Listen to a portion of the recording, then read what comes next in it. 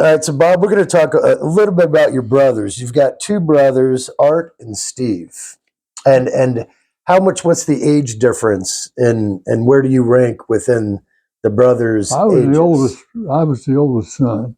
You're the oldest, I and then who was next? was,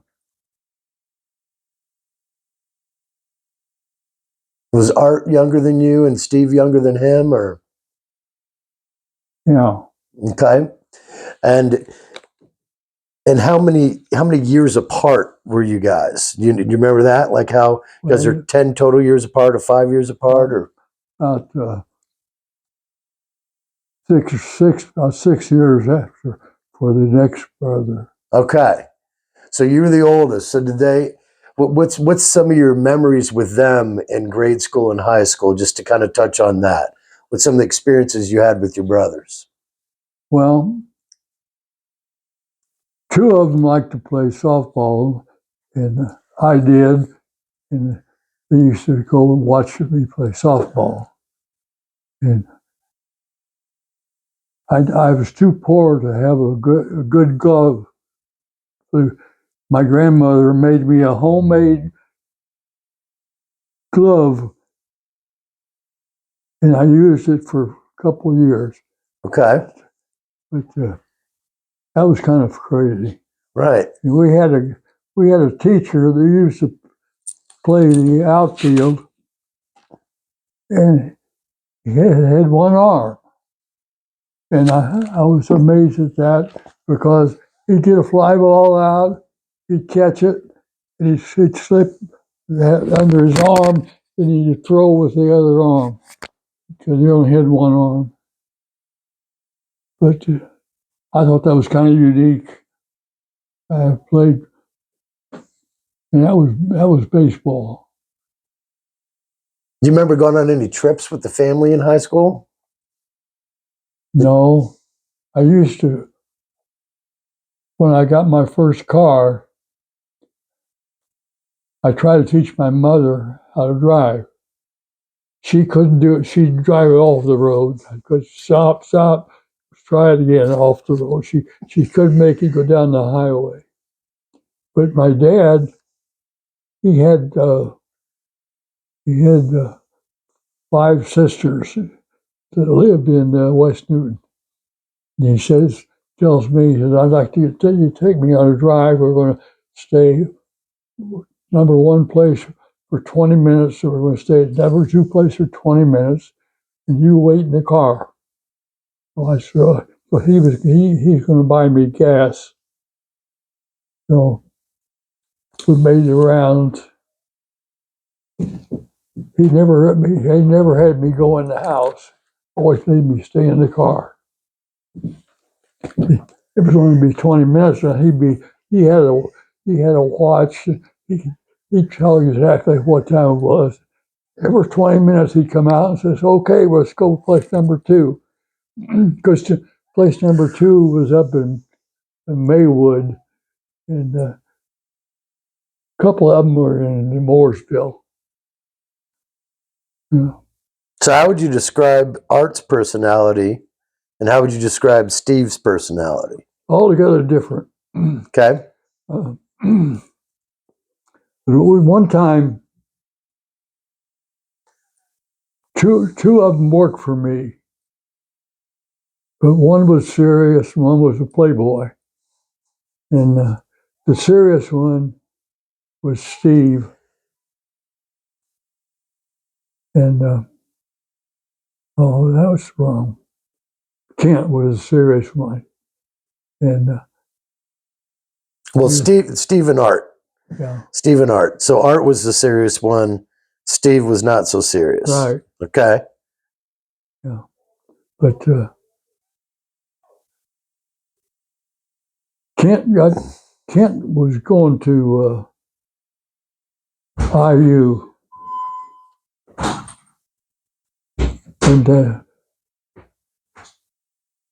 and he got a good education. He studied every night and done all his homework, and ended up being a friend of the professor, who was his teacher. Gotcha. And Mark wanted to go to IU. He was a good little basketball star in the city, but he never got any offers from any other college. He got a college from down in southern Indiana, but it was a small town. He didn't like it, so he quit. I tried to talk him out of it, but he says, "No, nothing to do in this little town." And he went on to IU, and all he done was played basketball with a bunch of makeup people after the area was open. Mm-hmm. The floor was free. And I want to touch on, because we haven't gotten to the Purdue yet. So how did you could go anywhere. You got a scholarship, right? What specifically was, I assuming it was the engineering, but why Purdue? Why did you pick Purdue? I thought it was a good school. I'd heard a lot from. Okay. And thought it'd be nice to go to a big school. I had an offer from Terre Haute, a little school owned by the guy that owned the track. Coleman. Yep. And I had the guy there that was playing there, and he wanted me to come to school there so I could play with him. And I said, "Well, I'd rather go to a big school." He said, "Okay, you can do what you want to." But I went to Purdue, and I didn't realize it was strictly engineering. Right. And I didn't do too well in my senior year. Well, you picked business, finance, and accounting and econ. That was in Butler. Oh, that was at Butler. Yeah. Okay. So Purdue, what were your focuses? What was the sub majors and minors there? Well, they had a lot of majors, electricity and mechanical things, and they'd build cars and work on cars and design cars. And I found that to be kind of boring. So I had a job working at Purdue for a professor. He was crippled, and I had a room above his house in Lafayette, and I used to drive him from Lafayette downtown to the office where he was at an office. Mm-hmm. And I got playing pool there. They had a pool room about a block from where I lived. And I used to go down there and watch them play pool. And the guy that run the place says, "Hey," he says, "I'll be glad to teach you how to play pool if you got the time." I said, "Oh, I'd like to have a good time." So he's teaching me how to play snooker and other pool games. But how are you at 9-ball? I like 9-ball. I like 9-ball too. Yeah. But I haven't played pool for quite a while. Kent's got a pool table. Mm-hmm. I used to play down there occasionally when I go to visit him. Okay. So when you went to when you went to Purdue, you also got into field artillery. You got certified in field artillery. Mm-hmm.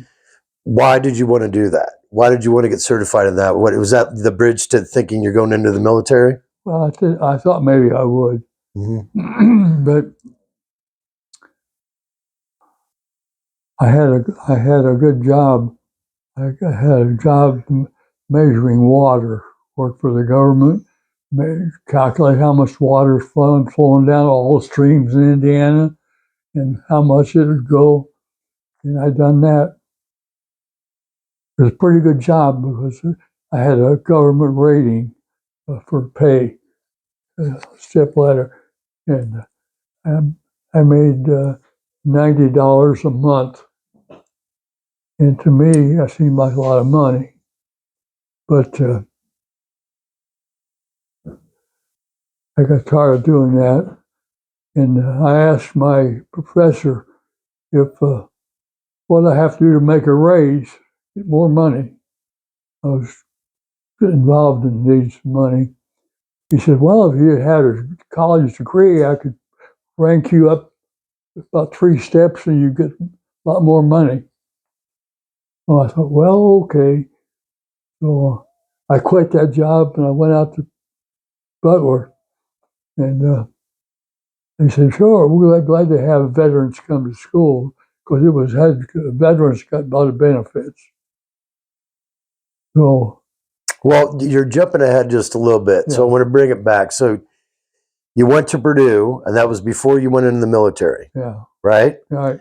So from Purdue, what were the steps into the military?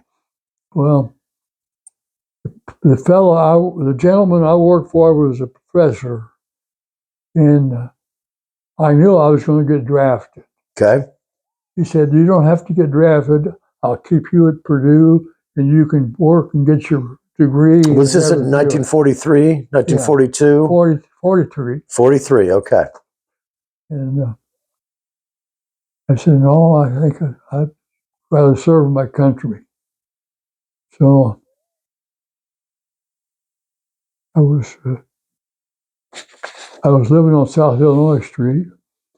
So they called me and said, "You got a report for duty." So I went down to the office, and they said, "Well," it was Fort Harrison. They said, "You have to get you in basic training." So I said, "Okay, I'm willing to do that." So they put me on a train and went to Denver, Colorado. And it was a lot of tests, Army tests, to see what you could do, what you couldn't do. So I there was 3 schools that they wanted people for. One was Well, I think I got a meteorology, signal corps, and then the secret Norton bombing bomb site. program. So Bomb that sight. sounded good to me. If it was a secret, I'd like to try it. So they sent me to Denver, and they had a school for the Norton bomb site. It was very hush hush, and couldn't talk to anybody about it. And we had a little building, and I learned how to take them apart and put them all back together. We're talking bombs? Yeah. And you just to touch on the fact that you got 100% score on your military exam, which is why they were like, you can pick where you want to go. One of the 3. I know now that they were preparing for a war, and I thought the atomic bomb was coming. I'd heard about that because my younger brother, was going to Purdue, and he got a call from Howard Hughes in California. He said, "I want you to, the day you get out of school, I want you to come to California. I want you to work for me." So he needed a car. So I bought him a car and teach him how to drive in about a week or 3 days downtown and around.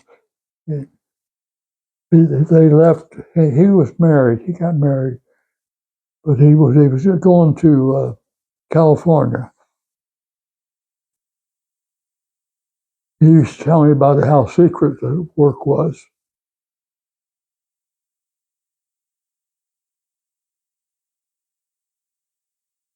But after I took the course at the Jordan bomb site, it was a simple thing. And as soon as I got that, I was told I wanted to go overseas. They wanted to send me overseas after that school on Jordan bomb site. So let's just before you jump overseas, you were working on bombs in the school. Yeah, Wasn't that a little nerve-wracking? was. Because you're working with material that's explosive, possibly, Yeah. right? The whole. So how did they mentally prepare you besides technically preparing you to work on, the pieces of the puzzle? Yeah. But just talk about Well, your first time working on a bomb and going, okay, I'm literally working on a bomb right here. Yeah. Was it building it from ground up, or what was your job within? my job was find out if there was any problems with them and tell them how to solve them. Okay. So they sent me overseas and went from California to India. I thought that was crazy. Why would I go to India and I'm in service? Right. And I found out that there was building many big runways in India. And I was That was U.S. Army runways. U.S. Army, Air Force. Air Force. Yeah. And it's because of the B-29s? Yeah. I didn't know anything about a B-29, but I knew it's going to have a Norden bomb sight. It's going to be faster and bigger, and they were huge. The Boeing Air Force got a rush order on B-29s because they weren't making good headway in England. They had some there, but it was crashing all the time. And Do you remember any of the schematics about the B-29, the cargo hold, what it would hold, how big it was? Like any of the schematics on it? Biggest bomber in the world. And we had racks in the bomb bay. We hold 40 500-pound bombs in each rack. And 40 500-pound bombs. So when you equate it, let's say somebody watching this that doesn't understand the poundage of a bomb and how that could influence the explosion of the bomb. Let's say it was a 10,000-pound bomb and you got you said it was 5,000 or 500-pound?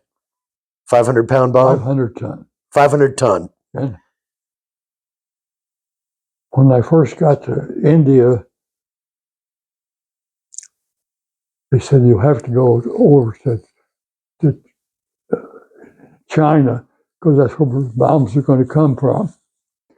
So one day I came back to the base in India, and damn, there wasn't a B-29 bomber there. They were flying them over from the States, and it was painted green. And I said, I never seen a green bomber, but pretty soon I had 25 bombers in my little base in India, and I was supposed to beat their bombardiers, make sure they were trained. And I had a little rack built up about 10 foot off the floor, and you'd climb up there, and the Norden bomb sight is in that, and they'd have a big circle on the floor, and they'd have where they aim the bomb. They'd be flying, adjusting it, and getting closer. This thing would roll up very slowly, and when the guy left the bomb, hit the bomb, it would mark the floor. That little chalk marker to tell whether they could work the bomber or not. So I done that, but I didn't have any officers. I was a sergeant, and I didn't have any officers there. They said, you take care of this, all you got to do is take care of the bomb sites, and there's 25 planes. I said, it's fine. So I only had to work a few hours a week to get everything checked out. Then I'd say, well, what's the nearest town I want to go to? They say, well, Calcutta is a big town, and it's about 75 miles from here. So I used to get all my job done, and I'd hitch a ride with somebody that's going to Calcutta, or a smaller plane, or or take a train. I enjoyed Calcutta because I got involved in a lot of poker games, and I won a lot of money playing poker. But we got the first payday we got in India. We had a roll call, and there was about 40 of us to get money. There's a lot of other GIs was mechanics, but they had a boss. I didn't have no boss. I was the boss. I had to go when I wanted to go and stay where I wanted to stay. And we got paid. They called, well, and we got a handful of money. It was all rupees, Indian money. We had to make it click, figure out how much, 5 rupees or 20 rupees, what it was. But then when I got to India, they had a lot of guys who got paid in American money in India, in China. So I'd fly over there, take supplies over to that base, parts and fuel. We had a plane every day going over there taking equipment. And they had a bunch of Indian women, Chinese women, making a runway. They were putting stones, and they put mud over it, and they had the big cement roller was about 10 foot wide and about 2 foot tall in diameter. And they pulled that across the rocks and the mud and mash it all down. So I was excited about that. So I went over one day when they was pulling that big thing. They had 2 ropes around the axle, and the concrete bomb wheels were with it. And I said, let me have one of the ropes. And they all laughed. I'm going to pull on that. But they had about 6 or 7 women pull each rope, and they do a paving. Yeah. How long would they have to make the runways? Well, they had been working on the runways before I got there, because the government knew that we could get the B-29 bomber, Right. and they had to have a place for it. And they had 2 or 3 airports near Calcutta, and I met a few flyers over there, and I got playing poker, and I was getting paid about $90 a month, and I could spend that about a weekend. So I started playing poker, and I had I always have 200 or 300 in Indian money, and I get this for China. They got American money. They paid them American money in China. So I'd play poker, and I'd get a lot of Indian money because they couldn't spend it. So I trade American money for Indian money, and I got the better commissions.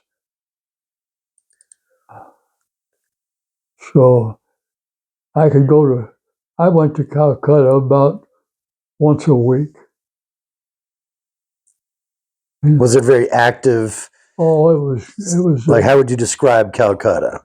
Well, it was a great city, and they had all kind of restaurants and places, and they had a lot of coolies pulling carts, and they had uh, bicycles they take you on.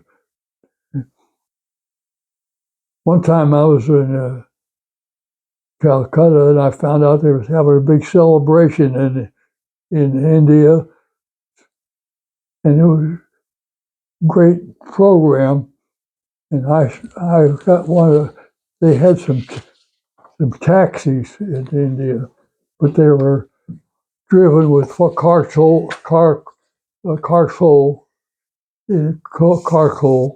and they drive that old thing up.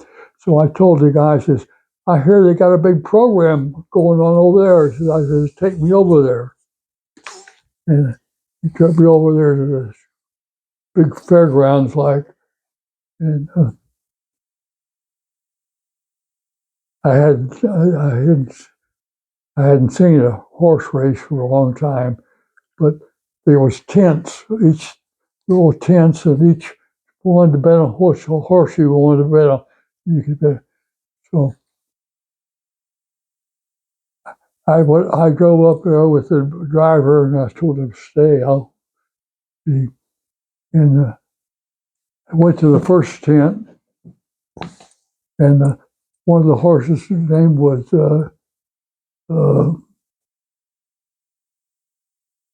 some named Fire. The name was Fire. So I put some rupees on that horse, and I walked up to the track. Horses run the wrong direction on a track. American tracks, they go around from left to right. And over in India, they went from right to left. And I didn't know what my horse was doing. And pretty soon, my horse was a winner. And I collected all the rupees and took the cab back to the city. It was kind of funny. You remember how much you won? Like, oh, I probably won $600. I think I only bet maybe 30 or 40 rupees. That's a lot. Yeah. That's a lot of money back then. Yeah. Yeah, that's a lot. So, but it's a horse. The horse paid about 10 to 1, and I had pretty good money on it, so I got it all. And I went back to Calcutta. And you never had any problems with anybody messing with you? I know you were military, but that wasn't a worry in Calcutta? I could go into any building I wanted, and they had a place where the brass guys all ate there. Got it. And sometimes they say, "What are you doing here?" I say, this is where I'm supposed to eat." Okay. But I didn't have any uniform, nothing. Did you have credentials on you that you could show them? Yeah. Okay. So there also is a note about the Free Pros British Army shirt acquisition. What is that reference? Well, in India, we had a tent boy. He'd pick up your laundry and take it to the creek and wash it. And one day, I asked him, I can't, I'm not supposed to go in the officers club. If you find me a uniform or someplace, I'll give you a reward for it. He brought me a uniform, shirt, and tie, and slacks. And I go into the British Officers Club, and I'm dressed up like a British officer. And I thought, oh shit, if I get caught doing this, they're going to want to know what I'm doing down there with the British Army. So I quit that. I didn't use it anymore. The guy said, "Well, if it caught you, it puts you in jail." All right, so obviously we're getting close to when the bomb was dropped. Yeah. So why don't you kind of touch on what led up to that, what you remember leading up to that moment, and then Well, when it happened, just describe the whole situation. we went from India uh, to a little island and closer to Japan. My mind doesn't tell me what that name was, but I got acquainted with some other people over there, and I found out that they had a couple of bases near mine. And there was a rumor going on, there's something going on. They didn't know what it was. But I said, well, I'm just going to get in my Jeep and go over there and see what I can find out. And I went over there at the other base, and they had barbed wire all around, and I couldn't get in. They said, you can stand by the fence, but you can't get in. If they had the bomb was there. There had been a submarine that brought the bomb, Mm-hmm. American submarine that got beat up when they left. And they sunk it.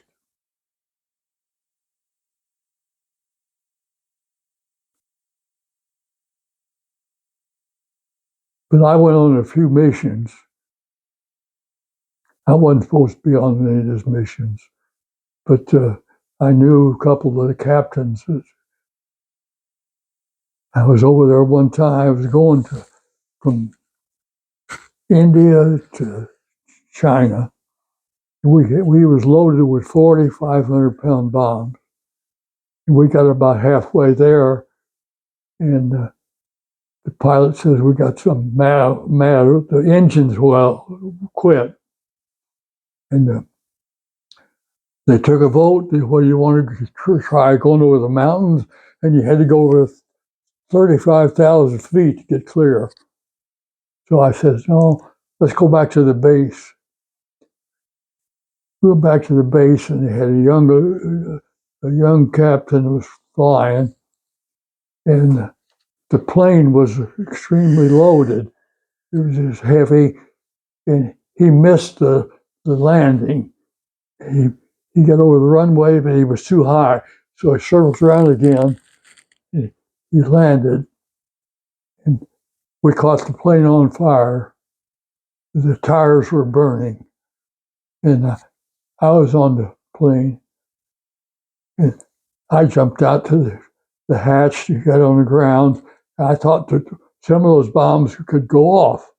So I ran for a big trench and got in the trench and stuck my head, but the bombs never went off. They were ready to go, though. And I thought, well, if it catches on fire, I'll blow up the whole area. So that's when you crashed? Yeah. Yeah. Were you hurt at all? No. Not hurt? No. What about the other guys on the plane? No. They got off okay? And then they just took the bombs off the plane and loaded them up on some other plane and got them back up. They called me, wanted me to help them unload the bombs. So we had to bring them down this big shackles on the bombardier. So we had to go in. Two of us would pick up the 500-pound bomb. I don't know how in the hell we done it, but we had to carry them out where they were loaded on a carrier, take them back to the supply place. I'm sure you were very nervous. Oh yeah, because the plane's already gone down. They could have been jostled around. Yeah, it was exciting. Exciting. It's a little nerve-wracking. So continue on to when they actually dropped the bomb. Like from there, going to that. About a week later,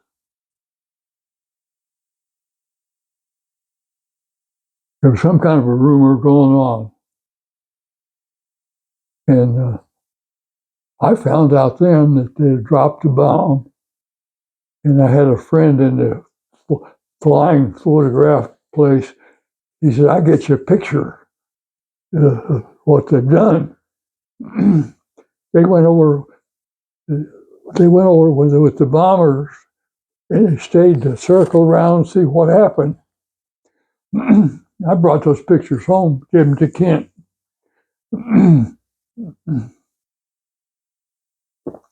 But then, after they dropped the bomb, a week later, they sent about half of the guys that was at my old base, had to take them home. They had some kind of a number. They had 80 points. You could go home.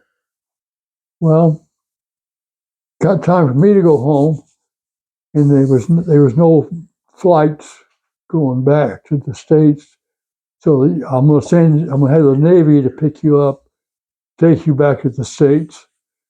So I went to Calcutta, and found where the Navy was at. They took me home in a Navy carrier, and took me back to Los Angeles. So what was the war basically is ending, but what was the attitude of the troops around you after they dropped the bomb? They were all talking about it, but we didn't lose any planes. Some of the bombs, the B-25s had bad engines, and they had to rebuild all the engines in them. And a lot of the guys that I knew were flied home to America, and I'm still sitting in India, and I got the pass that says I got to go home. Take me home any way you want. So they said, "Well, the Navy ship will take you home." So they got me on a Navy ship, and we went home. How long did that take? About 2 weeks. 2 weeks. Yeah. We stopped for fuel one place. You stop in Hawaii? No, we stopped in Australia. Okay. Yeah. And they says, "We'll give you 24 hours to be back to the ship." Well, I met some nice Australian girls that said, "Hey, we're going to fix you a breakfast. Come to our place." And I says, "Oh, okay." But I in the bars in Australia, Yanks didn't have to pay on the house. They were nice and friendly. So you came back to San Diego, or where'd you come back to? Come hunt. What city did you port in when you come back to the United States? Los Angeles. Was it Los Angeles? Yeah. And so when you got off the boat, what was your assignment when you got off the boat? To go home. Just go home. But I didn't know much about the procedure, and I didn't have any money left. I sent my mother a check for every month to help her pay for everything. But she put the money in a savings account, Madison Avenue State Bank on Madison Avenue. And when I got home, she said, "Here's your deposit slip. I put all your $100 pay in this bank for savings." So I thought, fine. That's what I bought my first car with. Was that the Rolls? No, What was the first? I sold Rolls. The Studebaker, you said. Yeah. The Studebaker. Right, Now, you were in photography as well, right? Kent was saying you had basically a photo processing room that you also utilized while you were in the service. Yeah. Did you take a lot of photos? Yeah, I did. Yeah. Do you still have a lot of those photos? No, I can't find it anymore. Can't find them I anymore. don't know. Kent might have a few. I don't know. So right when you came back, and actually we're gonna stop this one because this will be a new segment here. We're gonna talk basically about going to Butler and then starting your career and Okay. business and all that stuff.